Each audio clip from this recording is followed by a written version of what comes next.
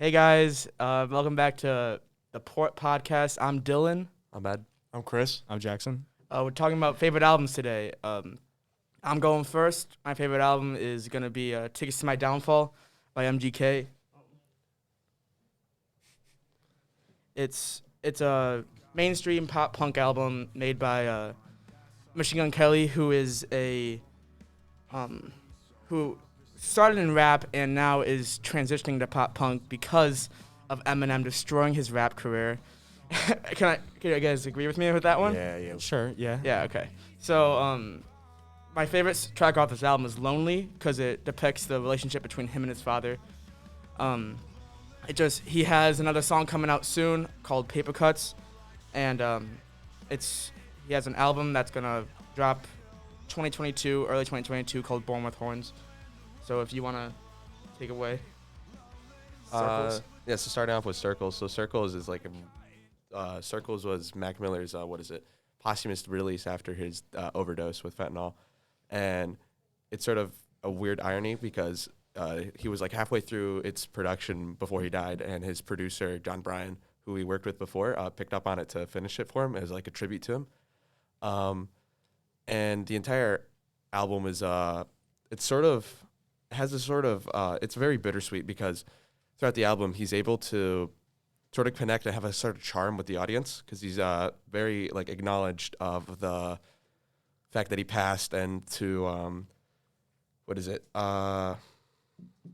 make it clear to other people that he this was very sudden about his passing away, and because he was able to there's a few lines in the album, let me double check here. How does the album tie in with swimming, Ed? Oh, yeah, so that's probably one of the biggest themes is because of course, like it's called Circles in one way, but at the end of Swimming, there's actually, I was going to look at it right now. It says His last album he made before he died, correct? yeah, Swimming was his last album before he died. It was like he died a month after its release, and with the last track of Swimming, it was the line being, "My God, it goes on, just like a circle. I go back where I'm from." And the title track of Circles picks up with, this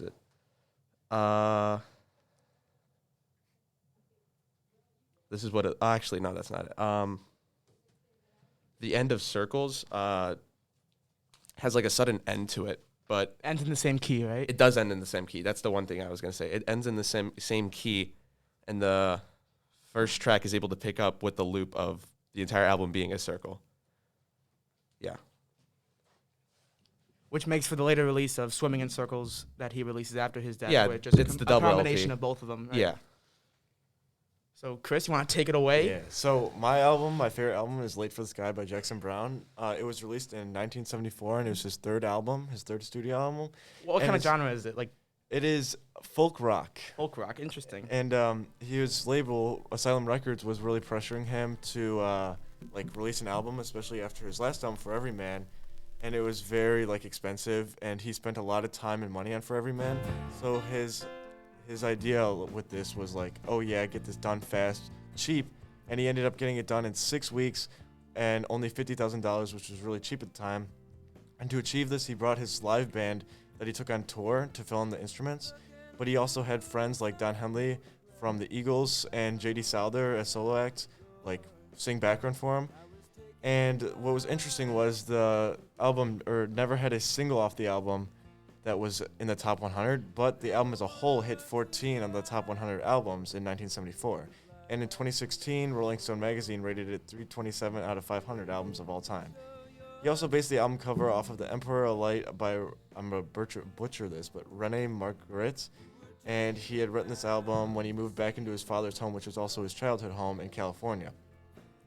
The overall meaning, he later stated in the interview, was that it was you're going through a huge change, and you've just realized that you went through this change, but you're late for the next part of this change. Late for the Sky. Yes.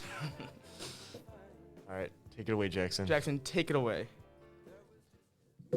My favorite album I chose today was Death of a Bachelor by Panic at the Disco, the sixth studio album from the band, although at the release of this album, it was the first completely solo project by Brendan Urie. I think it really emphasizes the fact that there's a huge difference between best and favorite album, because there are many flaws with the album and it's not perfect in any way.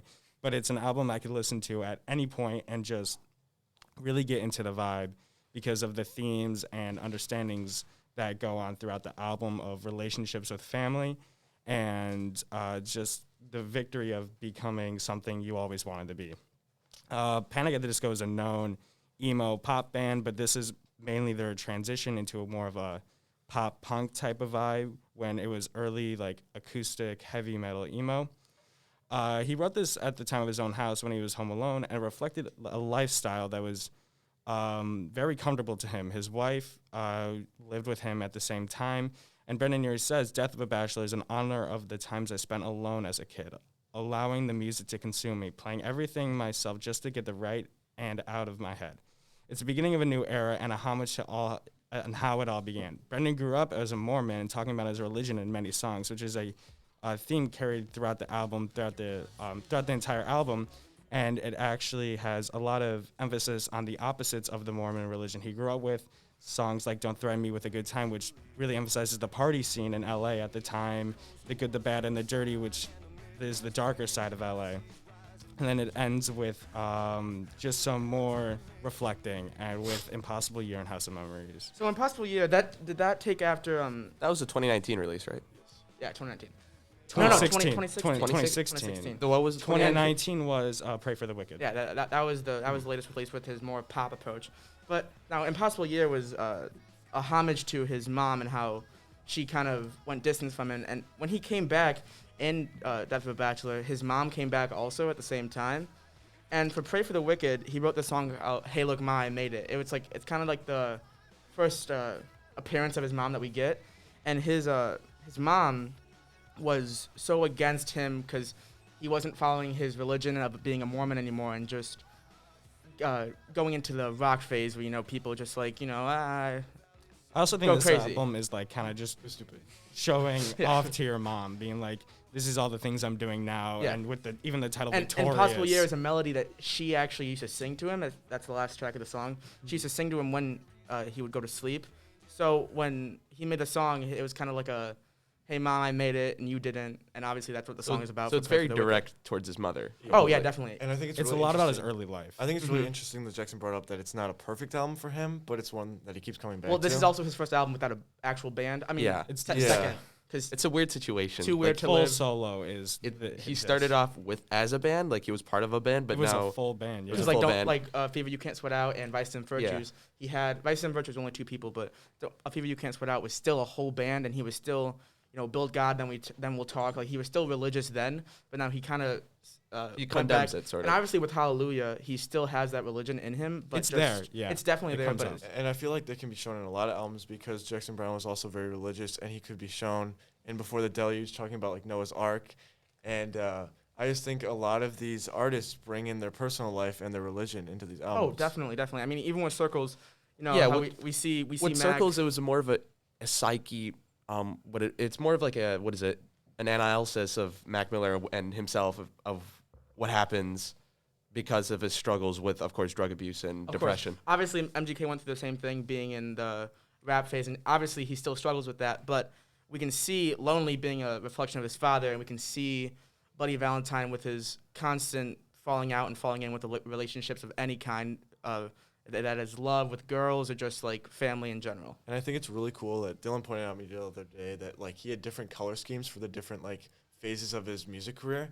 Like I know you guys can't see it, but his vinyl is like mostly pink, and the actual pressing is pink. Like, Yeah. Can you elaborate on that? Well, because Tickets to My Downfall, obviously it's pink, and he's going into a more darker pop punk kind of thing, and he just wants to lighten the mood a little bit. Kind of like with Skills and Icy with 21 Pilots, how they just changed it to a pink / like blue color scheme, and they were because they were grunge, and now it changed to like kind of like a poppy kind of thing.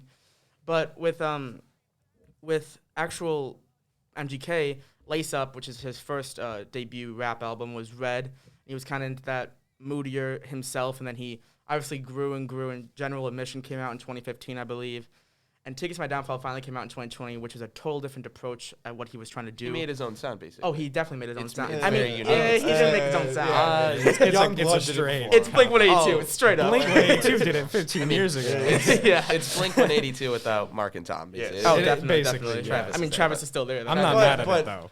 We can't But knock it. You can't- what MGK does is he also incorporates, the trap in here. You have Drunk Face, which is all about just like having a good summer, and it has trap beat and it has trap hi-hats in the back. You have these rap songs like Sick and Tired with Ian Dior and all I Know with Trippie Redd, and he just tries to incorporate what he used to know, which he still loves rap, but he tries to make it pop punk with all these different rappers, but they're still trying to make it pop punk, like Josiah and Jaden. Jaden is definitely a mix between pop punk and rap.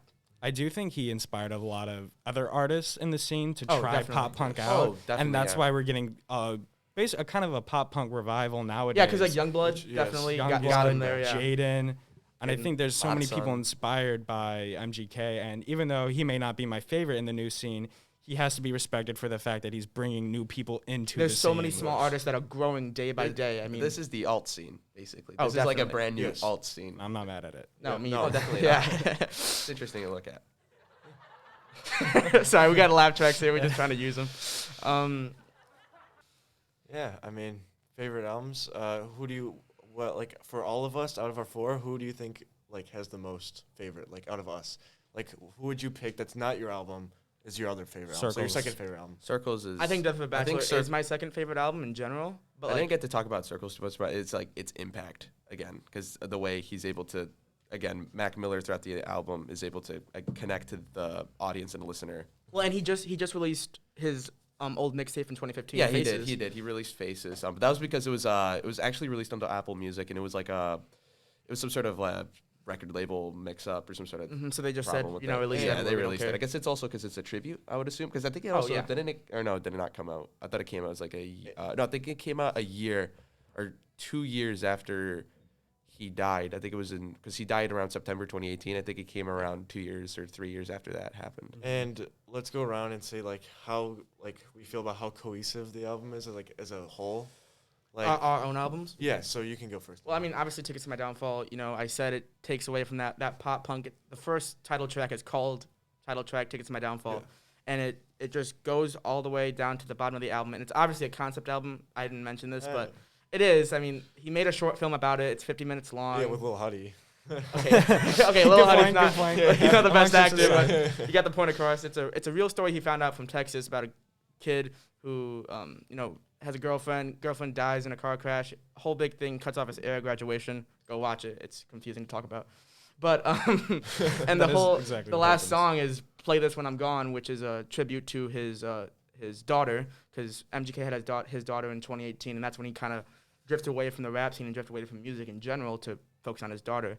And this is called "Play This When I'm Gone" because it's like a tribute to his daughter, saying, "Play this when I'm gone. Actually- You remember me." There's a darker side to play this one. There definitely is. I wasn't gonna get into it, but you can go ahead. Do we want to get into? No, no, it's okay, it's Okay, okay. we can move Yeah, on. I think Good. we're fine. Jackson, you can go next. Yeah, Jackson.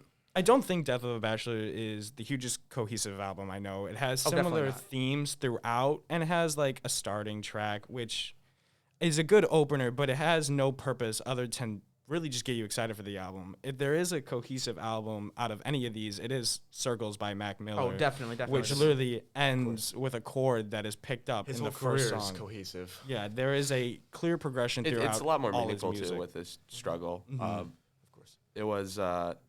I think in one of the lyrics there, he was stating about his struggle that to change himself, but always ending up at the same place where he began. And when it comes to cohesiveness, I mean, more in the sound itself, it's a very because when Mac Miller began his career all the way in 2009, he was a very party life, happy-going, really unaware rapper. But then he changed over now with his latest release as to a neo soul, funk, R&B type of conscious rap. And when it comes to cohesiveness,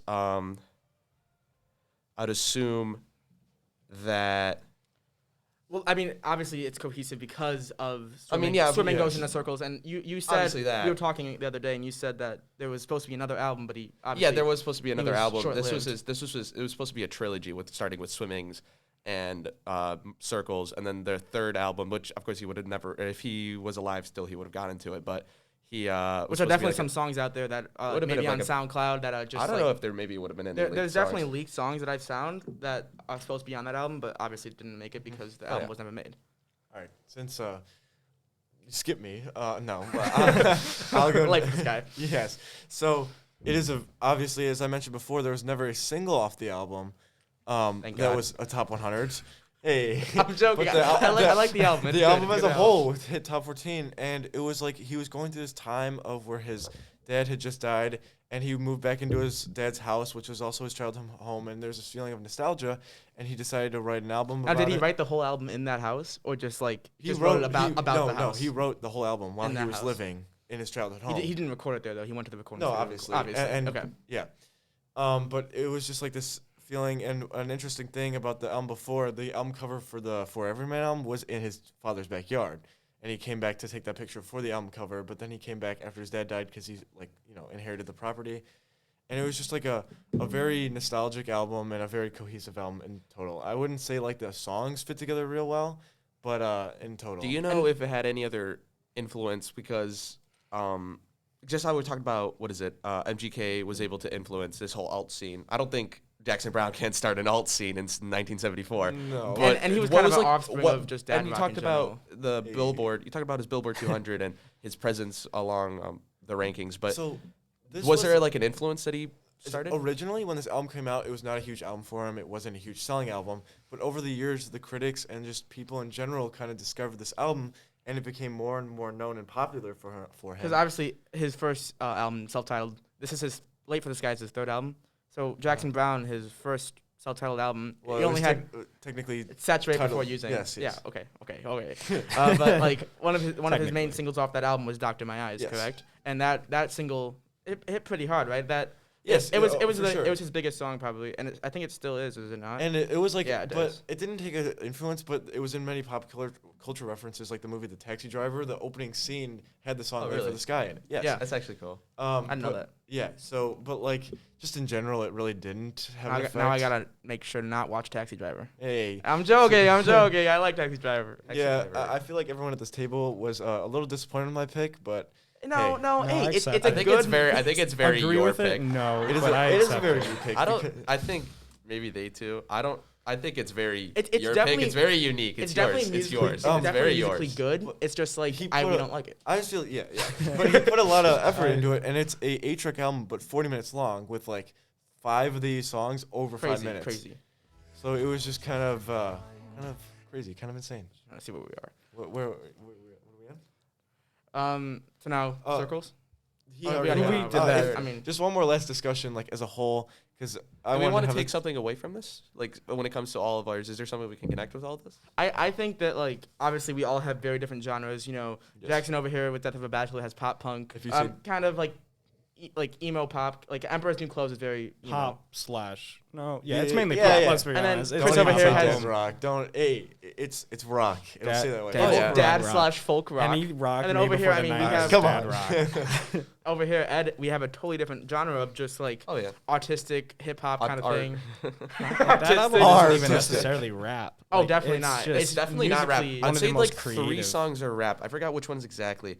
I'd let me call just- Blue World rap. Yeah. Blue World Oh, is oh, a yeah, well, it's a definitely. house. It's a house sample. It was made by somebody else. I think the sample on that song is one of the best It's samples. wonderful. Yeah, it's a Oh, house definitely. sample. I would say I forgot. It's either I think it was Woods and No, I'd call that Woods rap. is the only like song on that that's really truly Mhm. rap. Everything else is Because very That's on Me is very just like mellow and just singing. A lot of it's just him very singing. melodramatic. Which swimming, yeah. we get to swimming and we're like, oh yeah, it's like kind of the same thing. There's not a lot of rap. I mean, there's some like What's the Use, probably more on the edge of rap. I think Circles is just an elevated version of Oh. Swimming and took all the ideas there and made them but it made it so much personal. more developed. It made it personal. It made it very personal. All right, so I think my album is just like pop punk in general, where it's just mainstream pop punk, just That's all it is, It really. And is. then a mixture of trap and stuff, and it's just The thing with that Cool, it's just album is the trap did not work nearly as successfully as the pop. no. punk But Drunk Face itself. is one of the best songs off the album, in my opinion. I think Lonely is my favorite, but I think Drunk Face is definitely up there, and it got high in the rankings. Here's my question for you: do you think his next album will be as strong as? I think his next album. So it was what, supposed to be grunge influenced, right? Yeah. What he was Okay. doing with Paper Cuts was supposed to be grunge, and it was kind of grunge. That was his new single, right? Yeah, it's his new single. It's Grunge Revival is slower, really interesting. and it's Yes. yeah. Oh, definitely. That'd be It's interesting. definitely But different. It's Do you gonna be think different. he can live up to this? Yes. Because it was a huge I think he album can. for him. I think this was a great album. It's one of my favorites, but I think he can definitely go forward with it. I think he can expand on maybe not incorporating the trap more, like going. With Travis Barker, it seems like he's going to a more metal kind of place. Because at the end, I mean, I watched the VMA's performance, and it looked like he was just So going crazy, like metal drummers do. it's just him, Travis Barker, and MGK, right? Yeah, it's pretty much it. I do you think he would benefit from a whole band behind him? I don't know if he I could think it's turn like it a into a super band band. It's a because super Travis band, Barker right? is definitely not part of MGK and as a band as a whole. But I mean, definitely, he's a factor. I do think he needs to pick up his own sound in the next Mhm. album and incorporate things that are more specialized to him. Which Paper Cuts we saw kind of his own sound, kind of a I mix do between believe- punk yeah. and Yeah. grunge. It was had aspects of his own creative talent, but it was kind of a basic structure you see in most pop punk I songs. can see MGK going to dad rock. Hey, Late for the Sky yeah. cover. So I was a little disappointed with Jackson Brown's new album he released this year. It With his was slide How many does he guitar. have again? How many does he have again? He's He has a a lot. 30, Like 36. 26. Doesn't make them all good. maybe 2. But yeah. So, but the We new know. album, I was a little disappointed. I wasn't really like he's kind of moved away from his like original folk rock, and it's almost like reggae. He has a lot of reggae drum beats and stuff, and it's just very interesting at what he's become. And I feel that he got like almost a little too political with his really recent album. Like I just want him to play music. Everyone does. Everyone does. Like just shut up and play. So Dylan, Yeah. so Dylan, what I noticed was with Jackson Brown, he was able to talk. You were talking about his childhood home and Yes. where he recorded, and that was very nostalgic. Mhm. With Death of a Bachelor. with Death of a Bachelor's connection to his mother, with Circle's connection to the audience, and the fact that his passing was so sudden and so dear. What was with with MGK? Was there something like that? I think it's just his daughter and his dad, like him like saying, "Hey, I'm still gonna be here for my daughter, even though I'm making music now." It's I was just gonna like ask he's about just still trying to be there for his family. In Yeah, I general. was gonna ask if his daughter had any influence on his like genre change. Oh, do you it think? it definitely did. I mean, Eminem Okay, yeah. killed him Kill in the Shot was- killed him in the Kill Shot diss track. Yes. But like still, his change in genre was good because I obviously like his new genre. Do you think it was beneficial that Eminem killed his career, his rap career? Yeah, because after 100%. Eminem killed it, Why Are You Here came out, his first pop punk. I don't think kind of Eminem has transition. any reason to do that. Yeah. That's a Yeah. topic for another Yeah. day. Eminem goes So- pop punk. All of these artists have the opportunity. Killing them, kill him. So connection to his mother with Death of a Bachelor, connection to his father, I would And say, Childhood. Connection to his death and his daughter, a fans, connection to his fans, and then connect with Circles, and, and then connection to his daughter and his family in I general. think once we're able to relate to what the album's trying to connect to, that's when we grow closest to it and it becomes our Mhm. favorite album. Definitely. And one of his fantastic. biggest things, like, it was all about change, and obviously he was going through change in his life then, but his childhood had a lot of change. He grew up, he was born in Germany and moved to California with his parents when he was 1. Mhm. Originally named That's Clyde. cool. That's his, cool. His original name. But he Clyde went through Jackson's a lot. a better name. No, but he went through a lot of change Yeah. in his childhood, so he's kind of reliving those moments. Yeah. Well, Okay. thank you guys for tuning in. Yes, thank you. This has Yep. been just the Port Podcast. I'm Dylan. I'm Ed. I'm Chris. And I'm Jackson. Thank you guys.